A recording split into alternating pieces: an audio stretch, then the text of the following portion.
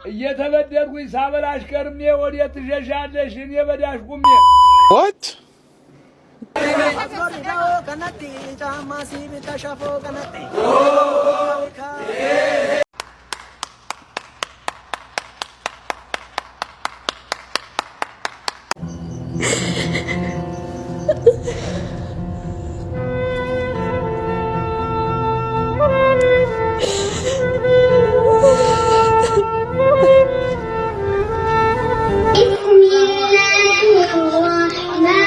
ሙስሊሞችን ትል ይላሉ አንዳንድ ጊዜ የእናንተ አምላክ በልቶ ጠጥቶ ባኞ ቤት ሄዶ እንዴት አምላክ ይሆናል ይላሉ። እኔ በጣም የሚገርመኝ የእነሱ ነብይ በልቶ ጠጥቶ ምን ብሎ ነብይ መሆን ችሏል።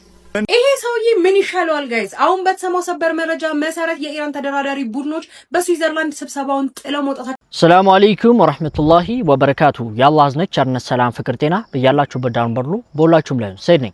ዛሬም እንደተለመደው አነጋጋሪ አስተማሪ እጅግ በጣም ምርጥና አዳዲስ መረጃዎችን እየቀርባለሁ። እነዛን ቪዲዮዎችን እንመለከታለን። ለዚህ ዩቲዩብ ቻናል አዲስ ሆናችሁ ግን ሰብስክራይብ እያደረጋችሁ ቤተሰቡ ነው። ነባሮች ነኝ ቻናል ቆሞች ሁላችንም ቪዲዮን በላይክ እንጀምራለን። ለእስላሞች ላይክ በሰት የለም። ቀጥታ ወደ ዛሬ ቪዲዮ ለቢስቱም ኢላ ቀሊላን ለው አንኩም ኩንቱም ተዕለሙን። የዛሬ ቪዲዮአችን ተጀመረ። የአሹራ ቀን መቼ ነው? የሚመጣው ሐሙስ ወይም ሰኔ 18 ምን አለ? ይህ መልእክት የደረሰው ሙስሊም በጠቅላላ ወንጀሉ እንዲማር ፈልጋለሁ። እና ደግሞ ለምን መሰላችሁ? ሐሙስን የጾመ የአንድ ዓመት ወንጀሉ ያለፈው ወንጀሉ ይማርለታል። ለዛ ነው እና ይህ መልእክት በጣም በብዛት ሼር ኮፒ ሊንክ ያደረገልኝ አላህ ምንዳውን በጀነተል ፊርደውስ ይካሰው። አላህ ጀነትን ያስገባው። ምን ተፈጠረ መሰላችሁ? በዚህ ቀን ያ ጀማዓ በጣም በብዛት ሰላዋት ታወርዳላችሁ ኢንሻአላህ። የኛ ውድ ነብይ ሙሐመድ ሰለላሁ ዐለይሂ ወሰለም ወደ መዲና በሄዱበት ጊዜ መዲና ውስጥ ያሉ ይሁዳዎች ይህንን የአሹራ ቀንን ሲጾሙ አገኟቸው። ለምንድን ነው የምትጾሙት ብለው ሲጠይቋቸው ሙሳ ከፊርዓውን አላህ ነጃ ያወጣበት ቀን ነውና ለሽኩር እንጾማለን ሙሳም ስለጾመው አሉ። ከዛም ሙሳ ከናንተ ይልቅ ለኛ ወንድማችን ነውና ይህ የሽኩር ጾም ለኛ የተገባ ነው ብለው ራሳቸውም በመጾም ሰሃቦቻቸውንም አዘዙ። አሁን ትክክለኛ የነብዩ ሰለላሁ ዐለይሂ ወሰለም ወዳጆች በደንብ አዳምጡ። አላህ ቀጣይ ዓመትን በህይወት ካቆየኝ 9ኛውን ቀን አያይዤ ጾማለሁ፣ ምክንያቱም ከይሁዳዎች ለመለየት አሉ። ስለዚህ 10ኛውን ወይም ሐሙስን መጾም ያለብን ሮብንና ሐሙስን ነው የተሟላ የሆነን ሱናን ለማግኘት። ወይም ደግሞ ሮብን መጾም ያልቻለ ሐሙስንና አርብን ማለት ነው። በነገራችን ላይ ሮብንና አርብን መጾም ያልቻለ ደግሞ ሐሙስን ብቻ በመጾሙ ኢንሻአላህ አጅሩን ያገኛል። ነገር ግን ሙሉ የተሟላ የሆነ ሱናን ሲባል ቀለል አድርጋችሁ እንዳታዩት። የነብዩ ሰለላሁ ዐለይሂ ወሰለም ወዳጆች ማለት ነው ሱና ሲባል ምን ያክል ከባድ የሆነን ተግባር እንደሆነ ያውቃሉ። ሮብን ከሐሙስ ጋር አያይዞ መጾም የተሟላን የሆነን አጅር ከነሱናው ማለት ነው ያገኛል ማለት ነው። አላህ በሰማነው ተጠቃሚ አድርገን። አዳዲስ ወንድም እህቶችን ስለምፈልግ እዚች ጋር ያለችዋን የፕላስ ምልክት መጫናችሁን አትርሱ። ወሰላሙ አለይኩም ወራህመቱላሂ ወበረካቱ። የአሹራ ጾም እጅግ በጣም ምርጥ ቀን ነው። ትልቅ ፈዳይል ያለው ቀን ነው። ይህንን ቀን እንግዲህ በዋዛ ፈዛዛ እንዳናሳልፈው መልእክቴ ነው። ቀጣይ ዓመት እንግዲህ አረፋ እንደዚሁም ረመዳን በሰላም ባፊያ ከቤተሰቦቻችን ጋር አላህ ምን ደርስ ያድርገን። አሁን ምን መለከተው መረጃ የፖለቲካ ምርጫ ሀገራችን ውስጥ ተደርጎ ነበር በቅርብ ውጤቱ ታውቋል። ሰዎች የምርጫው ውጤት እንግዲህ ዛሬ በይፋ ታውቋል። ያው በዚሁ መሰረት እንግዲህ ብልጽግና ፓርቲ ምርጫውን እንዳሸነፈ ታውቋል። ውድድር ከቀረቡ መቀመጫዎችም የውስጥ ተወካዮች ምክር ቤት ማለት ነው 438 አካባቢ የሚደርሰውን እንግዲህ ብልጽግና ፓርቲ ማሸነፉ ታውቋል። ሌሎቹን የቀሩት ደግሞ ሌሎች የተቃዋሚ ፓርቲዎች እንግዲህ በየአንዳንዳቸው ፓርቲዎች ማለት ነው በየራሱ ቁጥር የተለያዩ ቁጥሮችን ማሸነፍ ችሏል። እዛ በተጨማሪ በአጠቃላይ ምርጫው በተካሄደባቸው አካባቢዎች ከ90% በላይ ወይም ደግሞ 90% አካባቢ የሚሆነውን እንግዲህ ብልጽግና ፓርቲ ማሸነፉ ታውቋል። ውጤቱ እንደተመለከታችሁት ነው። ዶክተር አብይ አህመድ ወይም ደግሞ ብልጽግና የሚባል ፓርቲ አሸንፏል ተብሏል። እንግዲህ ያው ውጤቱ ወይም ደግሞ የምርጫው ቁጥር ተቆጥሮ ለህዝብ ይፋ ሆኗል። ይህ ነገር ሲሆን እንግዲህ እንደ ሙስሊም ማህበረሰብ ማሰብ ያለብን ነገር አለ። ዶክተር አብይ አህመድ ሙስሊም ነው እየተባለ በተደጋጋሚ ይወራል። ለምን?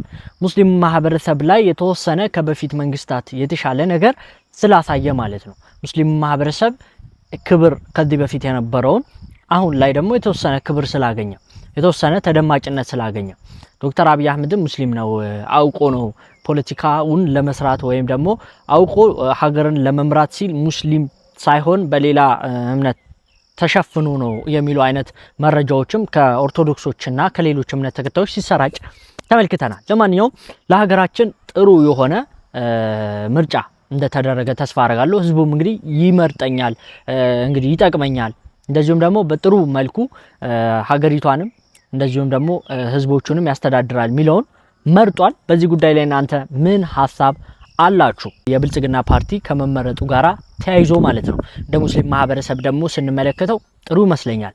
አንዳንድ ጥሩ ያልሆኑ ነገሮችም እንዳሉ ሆነው ማለት ነው። ግን ከሞላ ጎደል በፊት ከነበሩት መንግስታት የተሻለ መንግስት ነው አሁን ላይ ያለን። አላህ Subhanahu Wa Ta'ala እንግዲህ ይህን መንግስት ከዚህ በላይ ጥሩ አድርግልን እንላለኝ።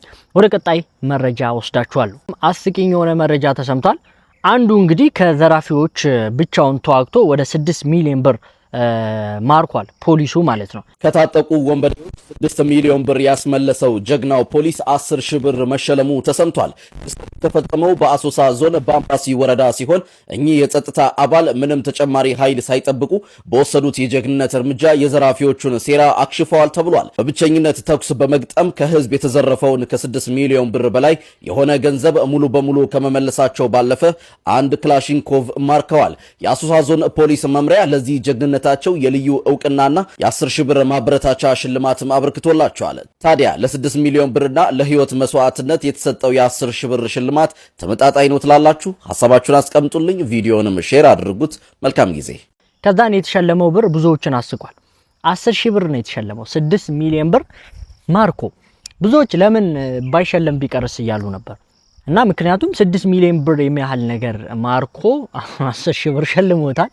ለማንኛውም እንግዲህ ያው የፖሊስ ነገር አጂብ ነው። እንግዲህ እሱ ከዘራፊዎቹ ጋር ቢደራደር ይሻላል የሚል ነገርም ኮሜንት ላይ በጣም እያየው ነበርና ይሄ ነገር ፌር ነው ብላችሁ ታስባላችሁ? እንደዛ ተፋልሞ 6 ሚሊዮን ብር ከዘራፊዎች ተቀብሎ 10 ሺህ ብር ሽልማት አያስኬድም እንደኔ። ለማንኛውም ወደ ሌላ ደግሞ የእገታ ዜና እንሄዳለን። ሀገራችን ውስጥ መጥተው ሲተጋገቱብን አይታችኋል። አሁን እኛ ከነሱ እንድንማር ነው ኢትዮጵያውያንን ይሄ እንደዚህ አይነት እገታ ሊያስተምሩ ነው። ለማንኛውም ራሳችንን ተከነንበታል። ብዙ የእገታ ነገሮች በጣም ሀገራችን ውስጥ በቅርብ ጊዜ እየተለመደ ያለበት ሁኔታ አለ።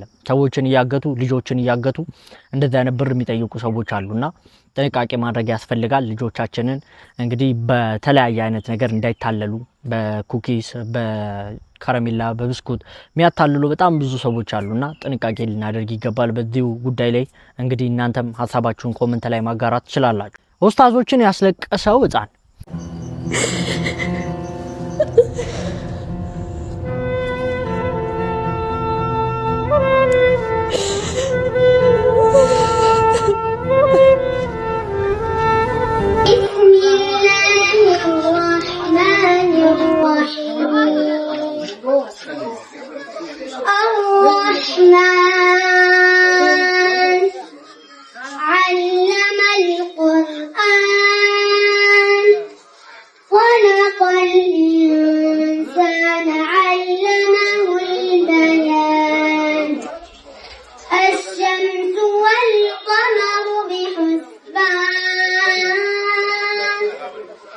والنجم والشجر يسجدان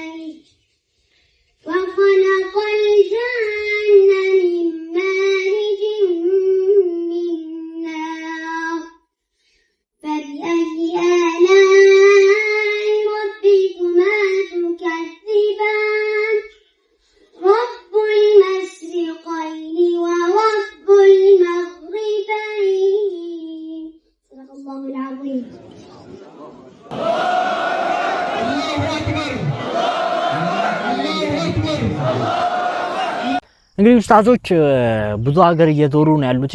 አሁንም እንግዲህ ያው ለቁርአን ምርቃት ተጋብዘው ወደ ሌላ ሀገር ሄደው ነበር። ሀገሩ የት አካባቢ እንደሆነ የምታውቁ ሰዎች ብትነግሩኝ ደስ ይለኛል። ስሙ ጠፍቶብኝ ነው። እንደዚህ አይነት ጥሩ የሆኑ ተኮትኩተው ባሪፍ ሁኔታ ያደጉ ህፃናቶች ለሀገር እንዲሁም ደግሞ ለሙስሊም ማህበረሰብ በጣም አስፈላጊ ናቸው። ልጆቻችንን በቁርአን በትምህርት በደንብ አንጸን በስርዓት ልናሳድጋቸው ይገባል። ለማንኛውም ለልጁ ሁላችሁ ማሻአላህ ያላችሁ፣ ለኡስታዞቻችን ደግሞ አላህ ሀያታቸውን ረጅም ያድርግልን። አሁን የምንመለከተው ሰርግ ነው። የምናየው ሰርግ እዚህ ጋር እያያችሁት ነው ያላችሁት። ሴቶቹ መጨፈር ይወዳሉ። እርግጥ ነው ሴቶች በጣም መጨፈር ይወዳሉ። አንዳንዴ ሀያ አደብ የጣሱ ብዙ ሴቶችን እያየን እንገኛለን ሚዲያ ላይ። እንደምታዩቸው እንግዲህ ተወጣጥረዋል፣ ሰርግ ላይ ናቸው፣ እየጨፈሩ ነው ያሉት። አንድ አባታችን ደግሞ ዋጋቸውን ነው የሰጠልን። ሁሉም ወላሂ ዱዓ እያደረገለት ይገኛል። በጣም ማሻአላህ ምርጥ አባት፣ እናመሰግኖታለን። የአመቱ ምርጥ አባት አላህ ያቆየት ጋሽዬ። በቃ ሁሉም ሰው ያን የገፈተራቸውን አባት ወዶታል፣ ዱዓ እያደረገለት ነው። ጀግና እየተባለ ነው ያለው። ወላሂ ከጀግናም ጀግና ነው። እሳይ እንደዚህ ነው እኛ የምንፈልገው። በቃ እንደዚህ አደብ የጣፉ እህቶቻችንን ስርዓት የሚያስይዝልን በስነ ስርዓቱም ይሁን በጉልበትም ይሁን በተለያየ አይነት ሁኔታ ሴቶች አደብ እንዲይዙ መደረግ አለበት። በተለይ ደግሞ ሰርግ ላይ እንዲህ አይነት ነገርም እያየን ያለ ነው። ከመጠን በላይ ማሻአላህ ይላሉ ብዙዎች ኮመንት ላይ ማለት ነው። እንደዚህ ሲጨፈር እንደዚህ ሲደነስ ሱብሃንአላህ በጣም ያሳፍራል። እንደ ሙስሊም እንደዚህ አይነት ነገር ማየት እጅግ በጣም ያሳፍራል፣ ያሳዝናል። ይሄ ትዳር ይዘልቃል ወይ? ይሄ ትዳር በረካ ይኖረዋል ወይ? በፍጹም አይኖረውም። ስለዚህ ሁላችንም ትዳራችንን በአግባቡ ስናገባ ሊሆን ይገባል፣ በሱና ሊሆን ይገባል። ሙስሊም ነን። እንደ ሙስሊምነታችን እስልምና የሚያዘውን ነገር መተግበር አለብን እንጂ በሰርጋችን ቀን መጨፈር የለብንም። አላህን ማመጽ የለብንም። በደስታችን ቀን አላህን ማሳዘን የለብንም። ለማንኛውም የቅድሙን አባት ማሻአላህ በሉት። ማሻአላህ በደንብ መባል አለበት። ጀግና ነው ወላሂ። አንዱ ሙስሊሞች ፈጣሪ ይበላል ይጠጣል እያሉ ነው ያሉት። የነሱ ነብይ ራሱ እኮ ይበላል ይጠጣል ብሎ ሚገርም ንግግር ተናግሯል። ለዚህ ምላሽ እንሰጣለን። ሙስሊሞች እንትን ይላሉ አንዳንድ ጊዜ የእናንተ አምላክ በልቶ ጠጥቶ ባኞ ቤት ሄዶ እንዴት አምላክ ይሆናል ይላሉ። እኔ በጣም የሚገርመኝ የእነሱ ነብይ በልቶ ጠጥቶ ምን ብሎ ነብይ መሆን ችሏል። ምንድነው የሚገርመው? አምላክ ሌላ ነብይ ሌላ። ጀማው ቪዲዮን በደንብ ሼር፣ ኮፒ ሊንክ።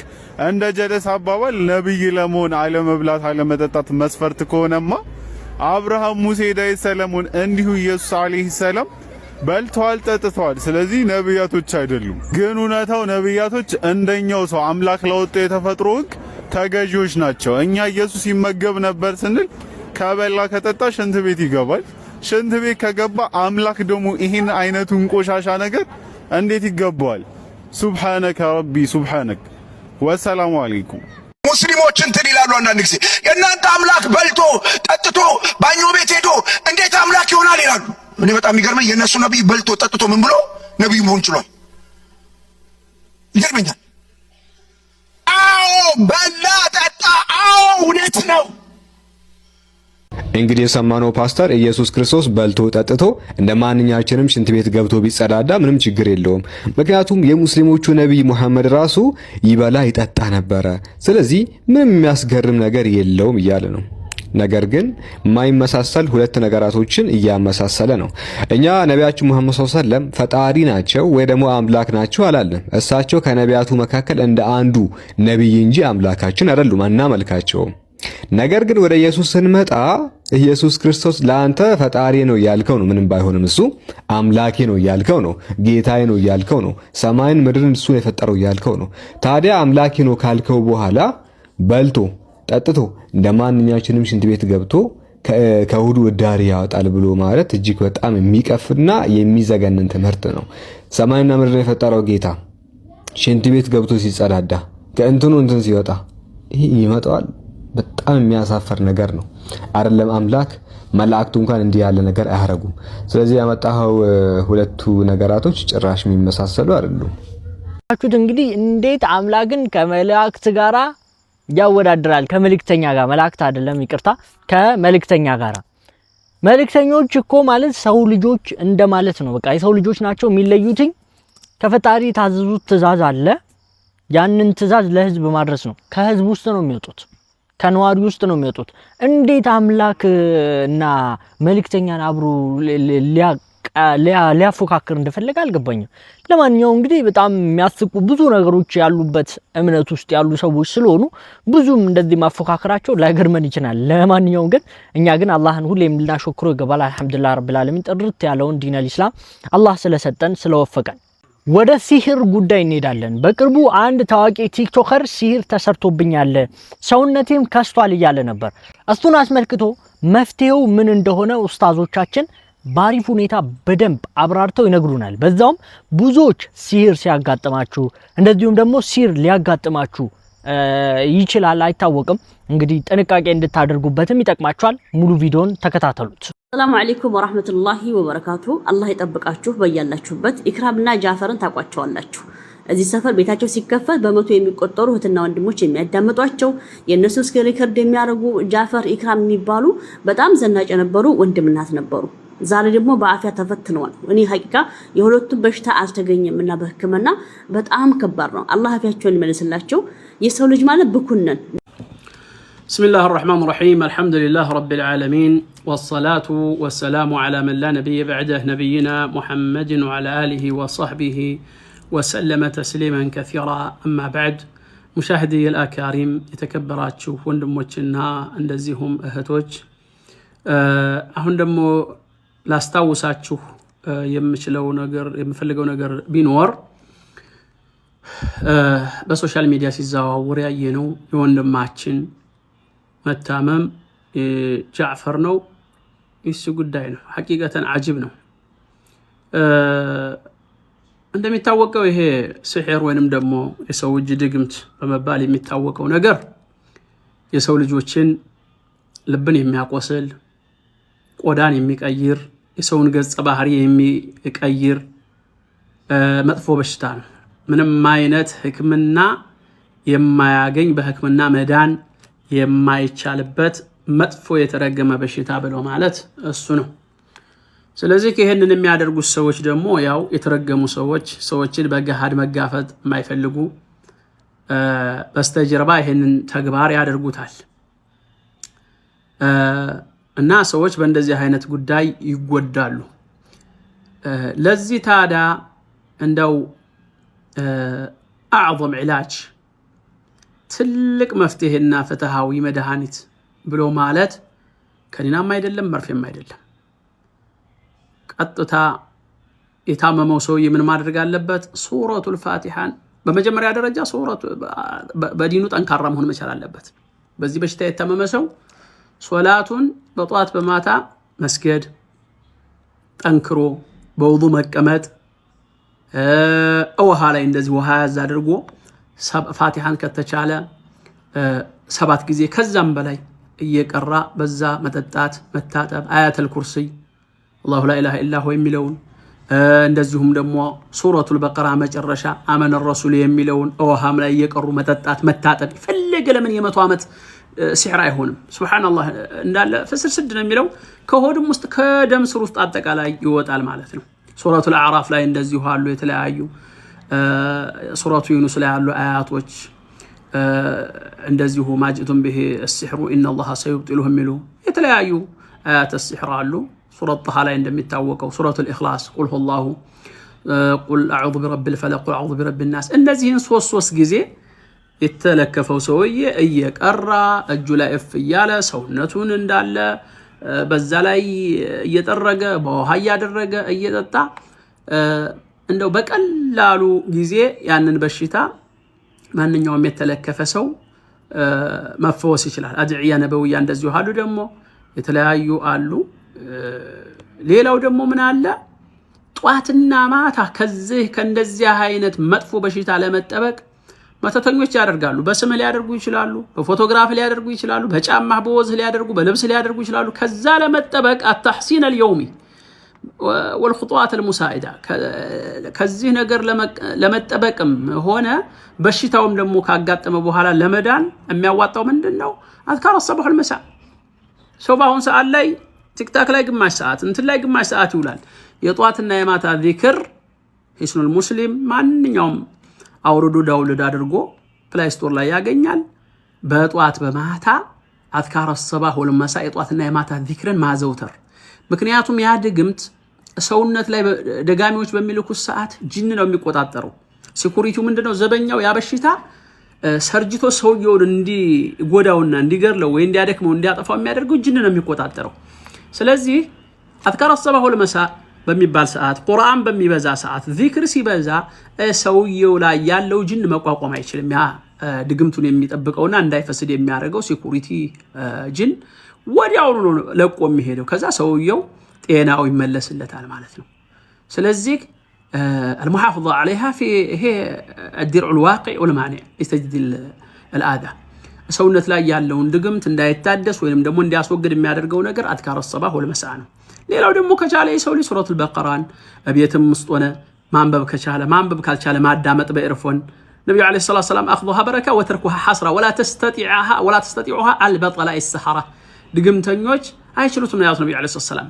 ስለዚህ ሱረቱል በቀራን ማንበብ ከተቻለ ካልተቻለ በኤርፎን ማዳመጥ እንደዛ ይደረጋል። አሁን ስለዚህ ለወንድማችን ለምሳሌ ለጃፈር ሆዴን ያመኛል ሲል ሰምቻለሁ። እኔም ተምር ፈልጎ 7 ተምር አጀዋ ተምር ቢሆን ይመረጣል። በባዶ ሆዱ 7 ተምሮችን እነሱን መብላት ያ ነገር ጥሩ ያደርገዋል። ሌላው ደግሞ እንደዚሁም ለእኩለ ሌሊት ላይ ተንስቶ ያ ረብ ብሎ ዱዓ ማድረግ እነሱን ማድረግ። ሌላው ደግሞ እንደዚሁ ውሃው ላይ ፋቲሃን አሁን ቅድም እንዳልኩት የተለያዩ ቁል አዑዙ ቢረቢል ፈለቅ ቁል አዑዙ ቢረቢን ናስ እነዚህን እየቀሩ ውሃ ላይ እየቀራ ይጠጣ ቢኢዝኒላሂ ተዓላ በቀላል ሆድ ውስጥ ያለው ሁሉ ይፈስድና ጤናው ይመለሳል። አላህ ሱብሓነሁ ወተዓላ ከእንዲህ አይነት ነገር ይጠብቀን፣ ከመጥፎ ነገር ይጠብቀን። ይሄ መጥፎ ፈሪ የሆነ ጥላት ከጀርባ ሆኖ የሚያደርገው እርኩስ የሆነ ስራ ነው የድግምት ስራ ብሎ ማለት። ነገር ግን አላህ ሱብሓነሁ ወተዓላ ቁርአንን ሰጥቶናል። ወሊላሂ አልሐምድ ሰዎች በቁርአን ይጠበቃሉ። ሌላው አማኙ ህብረተሰብ ለሱ የሚኖረው መልእክት ነገር ቢኖር ምንድነው? በዲኑ ጠንካራ መሆን ነው። ሰው በዲኑ ጠንካራ በሚሆን ሰዓት ውዱህን ካደረክ ቁርአንህን ከቀራህ ሶላትህን በሰዓቱ ተሰገድክ ወላሂ የፈለገ አለ የሚባል ዓለም ላይ ያለ ድግምተኛ ሲሕር መተተኛ መጥቶ ቢያደርግብክ ድግምቱን ቢልክብክ ያ የተላከ ጅን ሲሕሩን ወይ ድግምቱን ወደ አንተ ይዞ ሲመጣ አንተ የት እንዳለ ማያት ራሱ አይችልም። አንተ ላይ መግባት አይችልም። በርህን ዘግተሃል። በቃ እነማንን የሚያጠቁት? ሙዚቃ የሚያዳምጥ ሚዘፍን፣ በዲኑ ደካማ ወስላታ፣ ስተት ላይ የሚወርቅ ወንጀል ላይ የሚወርቅ ያንን ያጠቁታል። በቀላሉ ለመጠቃት ግልጽ ነው የሚሆነው። በጣም ቀላል ነው፣ ይጋለጻል ለበሽታው። ስለዚህ ወደ ቁርአን እንመለስ። ቁርአን አላህ Subhanahu Wa Ta'ala لو أنزلنا هذا القرآن على جبل لرأيته خاشعا متصدعا من خشية الله ይላል። ግን የሰው ልጅ የማይተገብረበትን وحملها الإنسان إنه كان ظلوما جهولا እንደተባለው ሐላፍትናውን ሳንወጣ ቀርተን ነው። አላህ Subhanahu Wa Ta'ala ወንድማችንንም ያድነው፣ ሁላችንም አላህ ይጠብቀን። በዚህ ጠንክሩ ላለሁኝ። ወሰላሙ አለይኩም ወራህመቱላሂ ወበረካቱ። እንግዲህ ቪዲዮ እንዳረዘመባችሁ ተስፋ አረጋለሁ። ጥሩ የሆነ ትምህርትም እንደወሰዳችሁበት ተስፋ አረጋለሁ። አሁን የምናየው ደግሞ አንድ አባት ነው፣ የኦርቶዶክስ አባት ነው፣ ቄስም ሊሆን ይችላል። ምን እንደሚል እንሰማዋለን። እየተበደልኩኝ ሳበላሽ ከርሜ ወዴት ትሸሻለሽ? እኔ በዳሽ ቁሜ አህያውም የሰው መጫኛውም የሰው ላንቺ ጭን ብያደል የምመላለሰው እስከ ዛሬ ድረስ በእናንተ ዘመዱ እንግዲህ ወዲያ ተባዱ ዘንድሮስ ስሜት የዘንድሮስ እናትሽ ኑግኑግ ያሰኛቸው ያምራቸዋል እንጂ ወቃጭም የላቸው። ዘንድሮስ ስሜት የሰመር የታዘሩ ወፍ ጠባቂያቸውን ገትረው ሊከርሙ ጥቁር አመት ሱዳ ፈሱ አይለቀምም። እናቷ ታልሞቱን ያልጠቀምም በሰኔ ተዘርቶ በህዳር ይደርሳል። የእናት ቀናት መኛ የልጅ ቤት ያፈርሳል። እያረገረገ ያበቅላል እንዶዱ ልጅቱ ስትደርስ እናቲቱን ብዱ የመየጂቱን ወይዘሮ ፈረዱ እንድጃው ጉልቻው አመድ የወረሰው ዘንድሮ ፈረዱ ተጫወተ በሰው አንቺንም ጎልታ እኔለ ጉርትታ ፈረዱ ተጓዘ ጡረታን አግብታ እንደምነው ደጀን ዞርዋራው ጓዳ ኩሉ ሲደንስ ኩሉ ሲበዳ የሚታፈስበትም ስለ ዘንጋዳ። እንግዲህ ንግግሩን በማሰማቴ በጣም አፍራለሁ እኔ በሱ ማለት ነው። ይቅርታ ጠይቃለሁ። ነገር ግን ምን ያክል ኦርቶዶክሶች ባለጌ እንደሆኑ የሚያሳይ ነው። የኦርቶዶክስ አባት ከሚባል ግለሰብ እንደዚህ አይነት ብልግና መስማት ማለት በጣም ያሳፍራል፣ ያሳዝናል። እንደምታውቁትኝ ሁሱ ጋራ እንደዚሁም ሌሎች ክርክር ላይ ንጽጽር ላይ የሚሰሩ ሰዎች ጋራ ኦርቶዶክሳውያን ሲገቡ የሚሳደቡት ስድብ ብልግና ነው። እንደዚሁም ደግሞ እፎ የተባለው ግለሰብ በቅርቡ ከሁሱ ጋራ ክርክር በሚያደርግበት ሰዓት ምን ያክል እምነታችን ለማንቋሸሽ ብልግና ሲጠቀም እንደነበረ የተለያዩ እኛ ቁርአን ላይ ያልተጻፈውን ሐዲስ ላይ የሌለውን ነገር ከራቱ እየፈለሰፈ ሲሳደብ እንደነበረ እንግዲህ አንድ ማሳያ ይሄ ነው እንግዲህ ኦርቶዶክሳውያን እንግዲህ ብልግናችሁን እዛው ወይ ሚዲያ ላይ አታውጡትኝ ወይ ሙስሊም ጋር አታምጡት፣ እዛው ራሳችሁ ጋር ደብቁት። መጽሐፍ ቅዱሳችሁን አንብቡ። መጽሐፍ ቅዱስ ላይም ብዙ አይነት በጣም የሚያስጠሉ ነገሮች አሉ እዚህ ጋር ለመናገር ሁላ የሚከብዱ። ለማንኛውም እንግዲህ አላህ Subhanahu Wa Ta'ala እስልምና ለወፈቀን ጌታ ሁሌም ልናመሰግነው ይገባል። አልহামዱሊላህ ረብ። የኡስታዞቻችንን መልእክት እንመለከታለን። ሰላም ትለዋለህ፣ ሸምሱን ሰላም ብለው ገብረ መስቀል ጋር ሄደህ ትገዛለህ። በቃ ይሄ ምንም እንትን ምንለው ምናመቻምቸው ነገር የለም። በቃ ሱቅ ስንወጣው ለምሳሌ 3 መደዳ ሱቅ እያለ የሚያምረው የአህዛቡ ሱቅ ነው። ሼልፉ ሁሉ ነገር ሙሉ ይሆን የክርስቲያኑ ሱቅ አጠገባል አንድ አይነት እቃ እንኳን ቢኖር በቃ የሚያምረው እያለን የለመደው እያለን እነ ሸምሱ ጋር እነ አሊ ጋር እየሄድን ነው የምንገዛው። ይሄ በጣም ያሳፍራል። ሰላም አለይኩም ጀማው። መቼም ለእንደዚህ አይነቱማ ጉንጫችንን አናባክንም። ዛሬ አንድ መልስ ሰጪ ያለን፣ እስኪ መልሱን እናዳምጥለት። በመሰረቱ ስልጤ እንዳቦቃገዘው እሱ ብቻ የሚጎዳ መሰለህ? አንተ ራስህ ትጎዳለህ። ባረቂና በጠጅ በቢራ በስካውን ጉበትንና ሳምባን ጠግነው ከሱ ላይ በገዛው ዳቦ ነው። ስልጤ አረቄ ቤት አይከፍትም። ስልጤ ጠጅ ቤት አይከፍትም። ስልጤ ጥላ ቤት አይከፍትም። ስልጤ ጭፈራ ቤት አይከፍትም። ስልጤ ሱቅ ነው የሚከፍትልህ። ለልጅ ለቀለብ የሚሆን እቃ ነው የሚያመጣልህ፣ ምግብ ነው የሚያመጣልህ። ስለዚህ በስልጤ ላይ ብታድም አንተ አትጎዳም። ያንተ ባላስት የሚከፍተው እኮ ጭፈራ ቤት ነው። አስክሮ ሚደፋህን ነው የሚከፍተው። ስልጤ ግን የሚከፍትልህ እኮ የሚገነባህን ጥንሻ የምታመጣበትን ምግብ ነው የሚያመጣልህ። እና አስቡበት እያላችሁ ነው። ወሰላሙ አለይኩም። አሁን ወደ ውጭ መረጃዎች ነው የምንሄደው።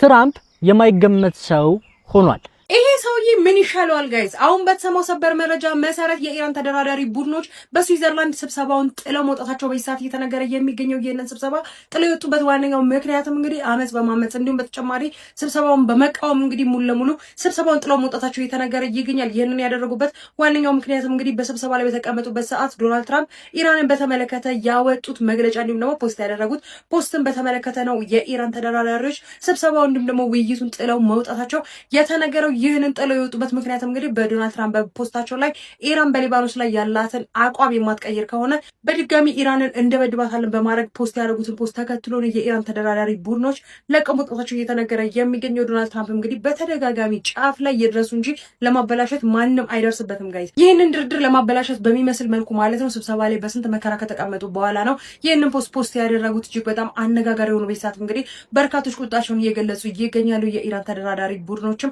በስዊዘርላንድ ስብሰባ አዳራሹን ለቀው መውጣታቸው ጭምር እየተነገረ ይገኛል። አዳዲስ መረጃዎችን በድጋሚ ይዤላችሁ እመጣለሁ። የፕላስ ምልክቱን ታዲያ መጫናችሁን አትርሱ። መልካም ምሽት ይሁንላችሁ። እስቲ አስቡት፣ አንድ ሰው ምላሱን መቆጣጠር ባለመቻሉ ምክንያት የመላው ዓለም ሰላም ሲናጋ እንግዲህ አስቡት። ይህ ሀፕን ያደረገው በትናንትናው ዕለት ነው።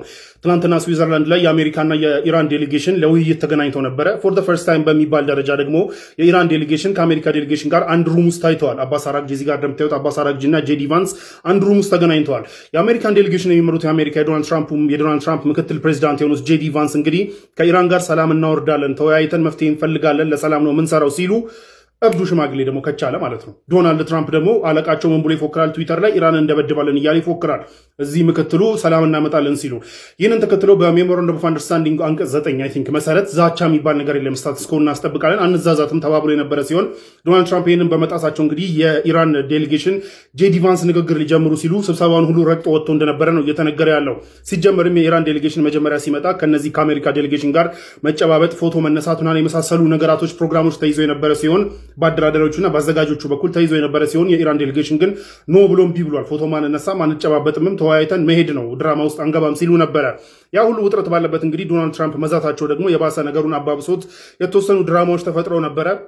ዶናልድ ትራምፕ የትዊተር ዛቻም ደግሞ እንግዲህ የኢራን ዴሌጌሽን የሚመሩት መሐመድ ባቅር ጋሊባፍም የትዊተር ምላሽ መልሰዋል። የእናንተ ማስፈራሪያ ብንሰማ ኖሮ እስካሁን ድረስ እናንተ እንደዚህ ዴስፐሬት ሆናችሁ ከኛ ጋር ለመደራደር ትለምኑ ነበር ወይ? መቼ ነው የምትማሩት? የሚል ምላሽ መልሰዋል። ለማንኛውም ዛቻውና ምናምን ወደ ጎን እንተውና በድርድሩ ደረጃ ግን አደራዳሪዎቹ ከሰዓት በፊት ፖስት ባደረጉት መሰረት እዚህ ጋር የምታዩት ደብዳቤ የተወሰኑ ፕሮግረሶች እንደታዩና በተለይ በሊባኖስ ጉዳይ እንዲሁም ደግሞ ቀጣይ ስለሚያወሩት ነገራቶች ላይ ፕሮግረስ መታየቱና የተሻለ ፕሮግረስ እንደታየበት እዚህ ጋር በምታዩት ደብዳቤ እንግዲህ ያሳውቋል አደራዳሪዎቹ። ለማንኛውም ዋናው ቲም ተደራድሮ ጨርሷል። ከዚህ በኋላ በዚህ ሳምንት ሙሉ ሳምንት እንግዲህ ቴክኒካል ቲሞች የተወያዩ ቴክኒካል ጉዳዮች ላይ ውይይት ያደርጉና እንግዲህ ለቀጣይ ዙር እስኪገናኙ ድረስ ያሉትን ነገሮች ቴክኒካል ቲሙ ያስተካክላል የተባለው። ለማንኛውም ዶናልድ ትራምፕ ዛቻቸው ግን መቀጠላቸውን ተከትሎ በትናንትናው ዕለት ድርድሩ ሊፈርስ ጫፍ ደርሶ እንደነበረ ታውቋል ማለት ነው። የኢራን ተደራዳሪ ቡድን በትራምፕ ማስፈራሪያ ምክንያት ከአሜሪካ ጋር ያለውን ድርድር አቋርጦ ወጣ።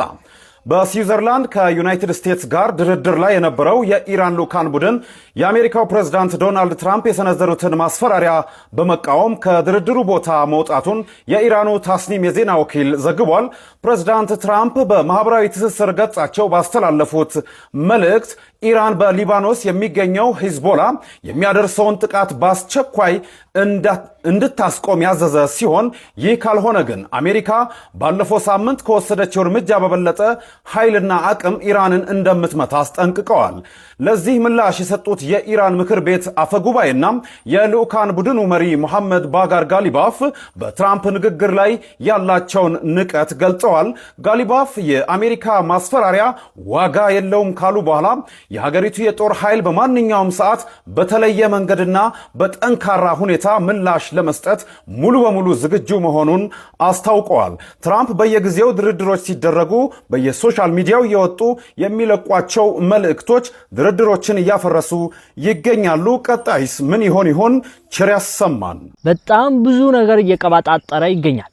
አንዴ ይታረቃል፣ አንዴ ደግሞ ይጣላል። አንዴ ሰላም ያወርዳል፣ አንዴ ደግሞ እኔ ጀግና ነኝ ብሎ የማይሆን ነገር ይሰራል። እንግዲህ መረጃዎቹን አይታችኋቸዋል። እንደዚሁም ደግሞ በቅርቡ የዓለም ዋንጫ እየተካሄደ ይገኛል። ኢራን እየሰራች ያለችው ጀግንነት በጣም አስገራሚ ነው። የዓለም ዋንጫ ላይ ማለት ነው። ኢራን ቤልጂየምን ጉድ አርጋት ነበር። ጎሉ ተሻረባት እንጂ ማለት ነው።